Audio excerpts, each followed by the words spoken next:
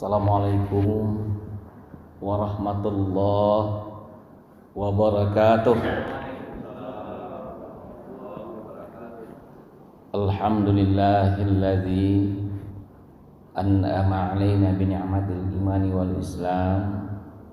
Asyhadu an la ilaha illallah wahdahu la syarikalah wa asyhadu anna Muhammadan 'abduhu wa rasuluhul mab'uts rahmatan lil alamin. Allahumma shalli ala Muhammadin wa ala alihi wa sahbihi ajma'in. Amma ba'd.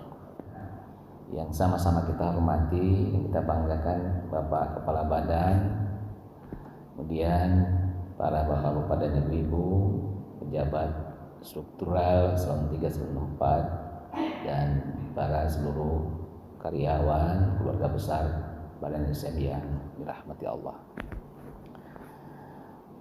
Bersyukur kita kepada Allah Subhanahu wa taala.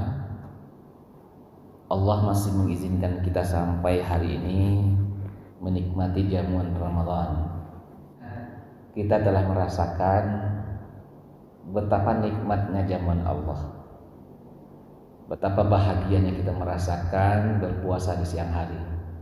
Seperti sekarang ini, kalau kita melihat aura kepada ibu semua dan teman-teman kita yang berpuasa, semakin kelihatan bahwa seolah-olah memancarkan cahaya kebahagiaan itu di wajah kita.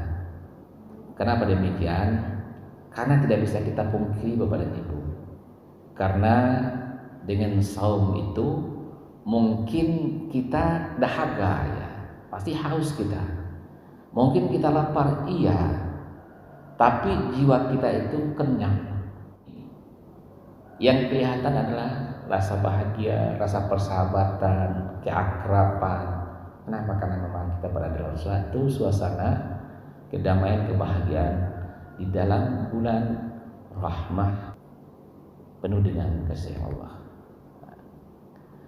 Kemudian juga di malam hari Bapak dan Ibu, kami juga sangat yakin hari-hari kita disibukkan dengan beribadah.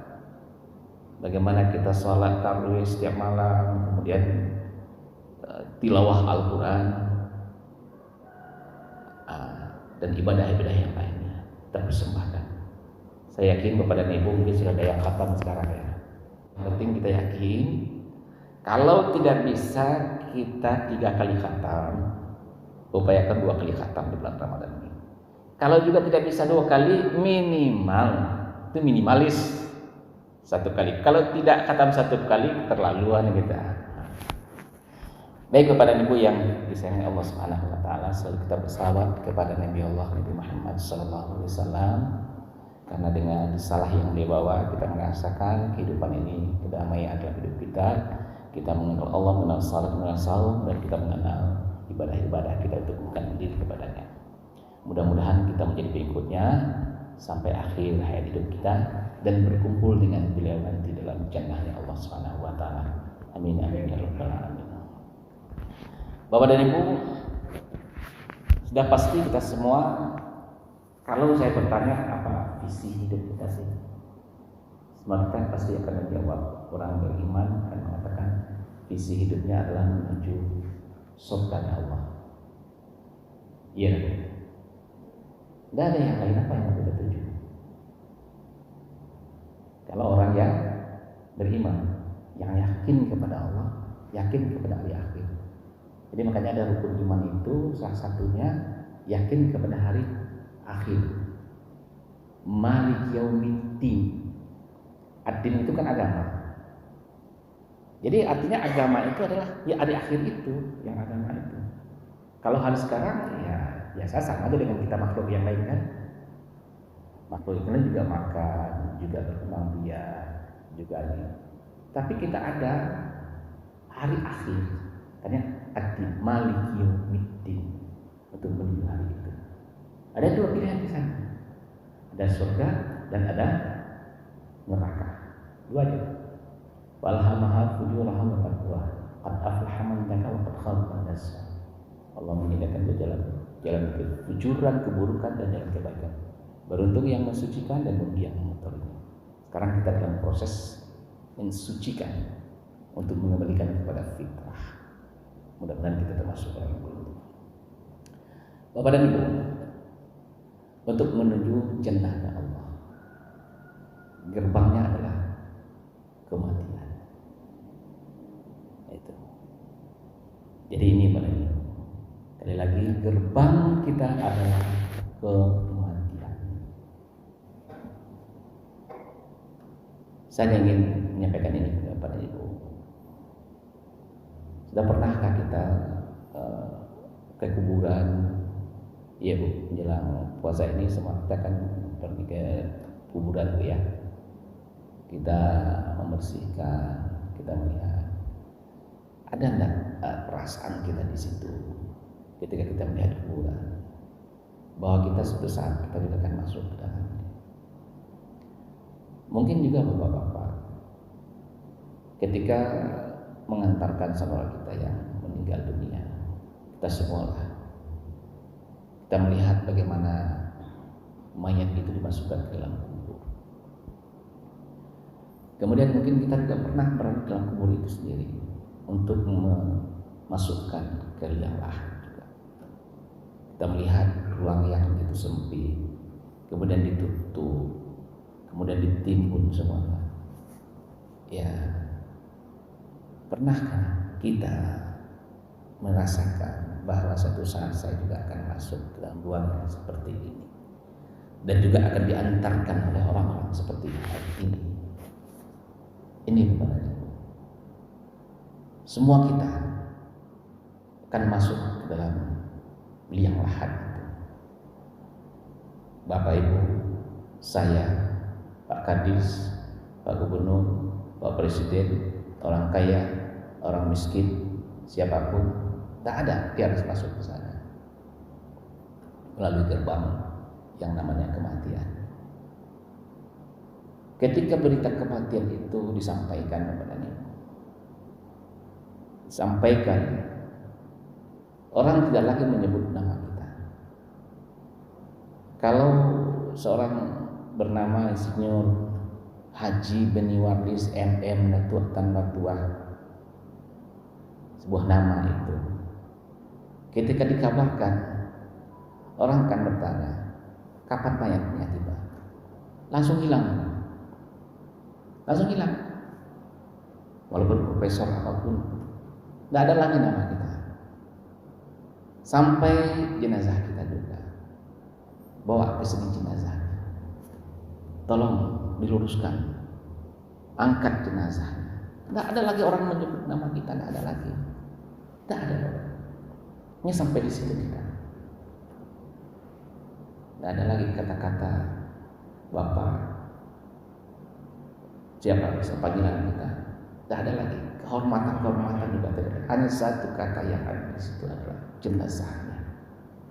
Semua atribut-atribut hilang sama sekali. Itu kita.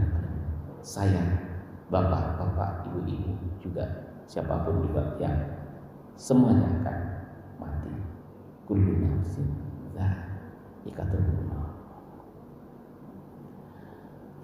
Bapak dan Ibu yang dirahmati Allah,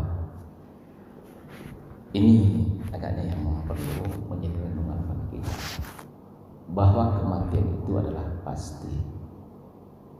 Kenapa itu pasti? Kita buktikan. Orang tua kita sudah meninggal, mungkin tidak yang hidup. Teman-teman kita yang sebaya dengan kita ya sudah meninggal, ada yang sudah meninggal. Kalau kita setiap hari lihat WA kita melihat selalu inna lillahi wa inna ilaihi raji'un. Tidak ada yang bebas dari berita itu. Bahkan anak kita juga sudah ada yang meninggal. Jadi itu suatu kepastian bahwa setiap yang bernyawa itu pasti akan mati. Tsumma yumitukum tsumma yuhyikum tsumma ilaihi turja'un.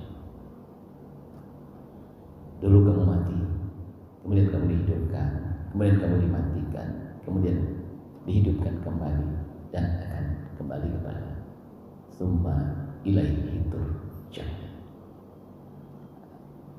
Ini hari kita Bapak dan Ibu. Orang yang beragama,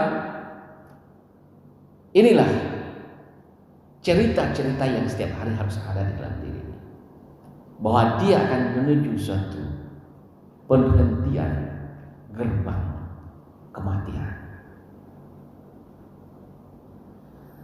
Bapak dan Ibu, kalau saja kita mati hari ini, siapkah kita untuk berjumpa dengan Allah? Pertanyaan ini perlu kita tanyakan selalu kepada diri kita. Wa ma tadri nafsun madza taksibu ghadan. Wa ma tadri nafsun bi ayyi ardin tamut. Tidak seorang diri pun yang tahu apa yang akan terjadi pada esok hari. Esok itu ya juga besok bahasa kitanya, bisa juga next, menurut detik, menurut jam ke depannya, atau menurut tahun depan, kita tidak ada yang tahu. Bisa saja pertemuan hari ini bisa pertemuan terakhir bagi kita. Bisa juga sholat hari ini sholat terakhir kita. Bisa saja puasa ini puasa terakhir kita hari ini. Bisa juga Ramadan ini Ramadan terakhir bagi kita. Tidak ada yang bisa memberikan garansi kepada kita. Hanya dalam genggaman Allah. A'udzu billahi minasyaitonir rajim. Bismillahirrahmanirrahim. Ya ayyuhan nasu taqu rabbakum wakhshaw yawman la yajzi walidun 'an waladihi wala mauludun huwa jazin 'an walidihi syai'an. Inna wa'dallahi haqqan fala taghurrannakumul hayatud dunya wala yaghurrannakum billahil gharur. Itu ayat yang ke-33-nya surat Luqman. Yang ke-34-nya baru innallaha 'indahu ilmus sa'ah wa yunazzilul ghaitha wa ya'lamu ma fil arham wa ma tadri nafsum madza taksibu ghadan wa ma tadri nafsum bi ayyi ardin tamut. Allah mengatakan kepadanya, sesungguhnya bahwa ada satu hari nanti bahwa seorang bapak tidak bisa menolong anaknya, anak tidak bisa menolong bapaknya. Jadi ada satu hari nanti, ketika hari itu tidak ada pertolongan. Apalagi jangankan teman tidak bisa menolong, orang tua saya tidak bisa, anak tidak bisa menolong bapaknya. Inna wa'dallahi haqqan, bahwa hari itu adalah benar, kata pasti kata Allah. Maka dari itu kata Allah, maka janganlah kemilau dunia ini melalaikan kalian dari mengingat Allah, dan janganlah setan-setan itu yang selalu melambai-lambai kalian untuk kita melalaikan kita dari mengingat Allah Subhanahu wa ta'ala. Bahwa sungguhnya kata Allah, innallaha 'indahu ilmus sa'ah, bahwa ada dalam ilmu Allah, ada 3 hal dalam ilmu Allah. Yang pertama adalah kapan hari akan hujan, apa yang ada di dalam rahim, dan kapan kita akan mati. Nah, jadi itu dalam genggaman Allah. Wa ma taqri nafsum madza taksibu. Maka orang yang yakin kepada hari itu, janji Allah itu, tidak ada yang lain yang harus dia lakukan. Kalau memang dia orang yang mempunyai visi untuk menuju jannahnya Allah, yang dia lakukan selain mempersiapkan diri, hidup ini ada untuk mati, itu aja kepada itu. Itu aja kata kita. Sehingga kemilau-kemilau dunia ini tidak memperdayakan kita. Jadi ada 2 juga yang melambai-lambaikan tangannya kepada kita, Bapak dan Ibu. Setiap hari kita menerima lambaian tangan Rasulullah sallallahu alaihi wasallam. Fattabi'uni yuhibbukumullah. Ikuti aku, kata Rasulullah, jika kalian mencintai Allah. Wa yaghfir lakum dzunubakum. Dan Allah akan mengampuni kalau kita mengikuti Rasulullah SAW. Itulah lambaian yang pertama. Di lain pihak, Bapak dan Ibu, kita juga selalu menerima lambaian tangan syaitan dan lambaian tangan dunia. yang juga menggoda kita. Mari keluar dari rumah kita diperdayakan, di kantor kita diperdayakan, di jalan kita diperdayakan, sedang sholat pun kita masih diperdayakan oleh setan, dibisikkan juga oleh setan, dan termasuk sedang ceramah pun diperdayakan oleh setan, karena dia selalu melambai-lambai kata. Dia tetap terjadi di bulan Ramadan, setan-setan itu dibelenggu. Siapa yang membelenggunya? Ya kita yang membelenggunya, bukan siapa-siapa. Sehingga tiada hari-hari kita mengikuti lambai-lambai Rasulullah. Dari subuh kita salat berjamaah di masjid, kita tilawah Al-Quran, kita pergi ke masjid. Siang hari seperti sekarang ini, Pak Kadis mengambil berbicara, kepala berbicara, Pak Kaban, kita salat berjamaah, adanya tausiah. Ini suatu terobosan Bapak dan Ibu, bahwa kita menyiapkan diri untuk kembali kepada Allah Subhanahu wa taala.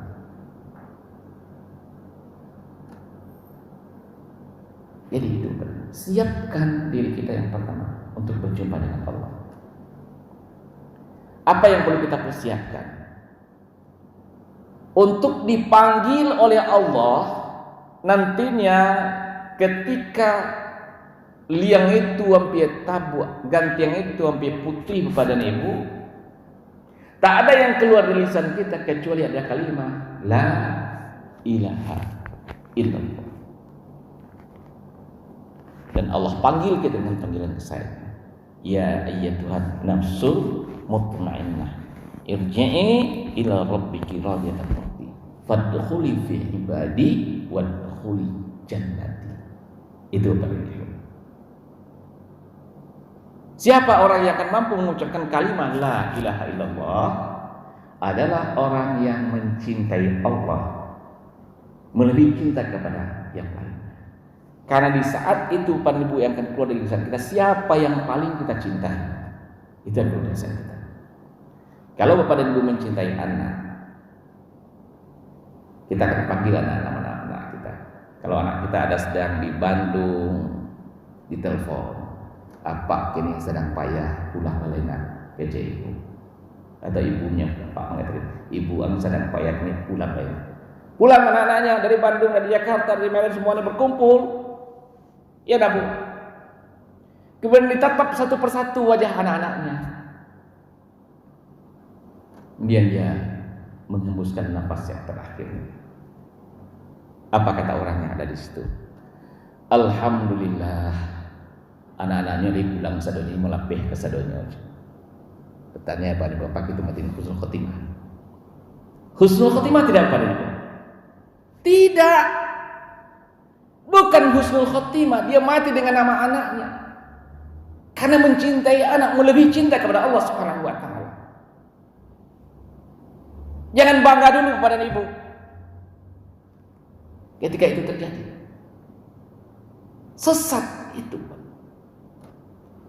Tatap wajah anak-anak kita satu persatu, panggil namanya satu persatu, kita akan pulang. Kan rindu dan cinta kepadanya. Tapi ketika kerinduan itu, cinta itu kepada Allah Subhanahu wa taala, tak ada yang lain yang ucap kecuali ada kalimat la ilaha illallah. Bisakah itu Bapak dan Ibu dibisikkan oleh seluruh ASN yang ada di BPSDM kepada Pak Kadis nanti ketika itu? Tidak bisa. Walaupun seluruh warga Kota Padang itu membisikkan kepada dirinya membaca kalimat la ilaha illallah, juga tidak akan bisa. Karena dia tidak pada pukulan yang pertama. Karena dia ada berawal dari rentetan dari pukulan-pukulan yang lainnya. Batu itu tidak pecah pada pukulan yang pertama padanya. Tapi ada urutan-urutan proses yang telah dijalani selama ini, sehingga menimbulkan cinta itu, cinta tertinggi yang itulah yang akan muncul. Saumul Ramadan Bapak dan Ibu melatih kita. Apa yang dilakukan oleh Pak Kaban dan pimpinan di sini adalah satu upaya untuk melatih kecintaan kepada Allah Subhanahu wa taala. Diawali dengan salat berjamaah di aula yang kita jadikan tempat ibadah hari ini. Ini sangat luar biasa. Mudah-mudahan apa yang Pak upayakan diberkahi Allah Subhanahu wa taala dan mengantarkan kepada visi hidup kita itu. Sempurnakan Bapak dan Ibu waktu yang masih tersisa ini, karena tidak ada yang memberikan garansi Ramadan yang akan berjumpa dengan kita. Jangankan Ramadan yang akan datang, Ramadan tahun ini saja tidak juga yang menjamin kita untuk bisa menyelesaikan. Mungkin hari ini hari terakhir. Kalau Allah izinkan kita untuk selesai Ramadan ini, maksimalkan Bapak dan Ibu sehingga sampai akhir Ramadan nanti kita kembali kepada fitrah. Setelah kita kembali ke fitrah, kita siap untuk berjumpa dengan Allah. Pertanyaan yang pertama tadi Bapak dan Ibu yang harus selalu kita jawab hari ini, siapkah Anda untuk masuk ke dalam liang lahat hari ini? Kalau belum siap, siapkan diri kita mulai dari hari ini sampai akhir hayat hidup kita. Mudah-mudahan bermanfaat Bapak dan Ibu. Banyak maaf bila taufiq wal hidayah. Wassalamualaikum warahmatullahi wabarakatuh.